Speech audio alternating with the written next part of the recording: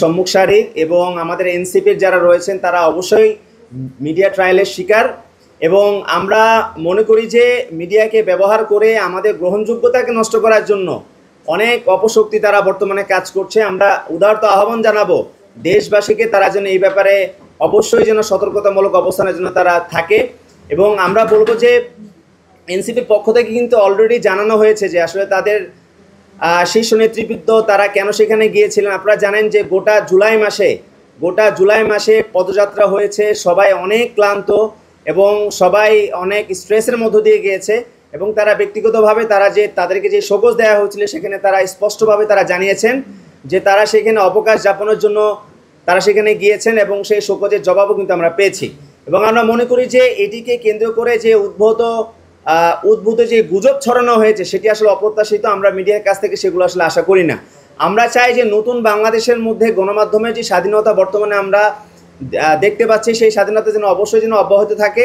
সত্যনিষ্ঠ সংবাদ প্রচারের একটা আস্থার জায়গা যেন হয়ে ওঠে গণমাধ্যম। আমাদের গত 5ই আগস্ট জুলাই গণঅভ্যুত্থানে যে ঘোষণাপত্র পাঠ করা হয়েছে সেখানে আমাদের পার্টির পক্ষ থেকে আমাদের যারা প্রতিনিধি তারা সেখানে উপস্থিত ছিলেন। এবং আমাদের যারা কক্সবাজার যারা গিয়েছেন তারা সেখানে তাদের ব্যক্তিগত অবকাশ যাপনের জন্যই তারা গিয়েছিলেন। আপনারা জানেন যে দীর্ঘ একটা মাস গোটা 56,000 বর্গমাইলে আমাদের যারা নেতৃবৃন্দ যারা রয়েছেন তারা সেখানে সফর করেছেন। তাদের অনেক ক্লান্তি এবং অবসাদগ্রস্ততা সেগুলো দূর করার জন্য এবং অবশ্যই তাদের একটা স্ট্রেস রিলিজেরও একটা বিষয় ছিল, সেজন্যই তারা সেখানে গিয়েছিলেন।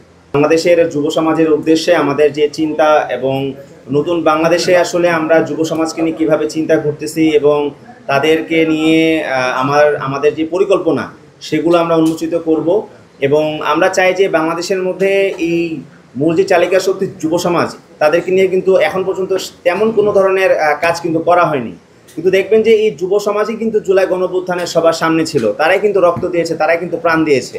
কিন্তু তাদেরকে নিয়ে আসলে আমরা এই অন্তর্বর্তীকালীন সরকারের পক্ষ থেকেও কিন্তু আসলে সেই ধরনের পদক্ষেপ আমরা গ্রহণ করতে দেখিনি। আমরা মনে করি যে তাদেরকে নিয়ে কাজ করার অনেক সুযোগ আছে।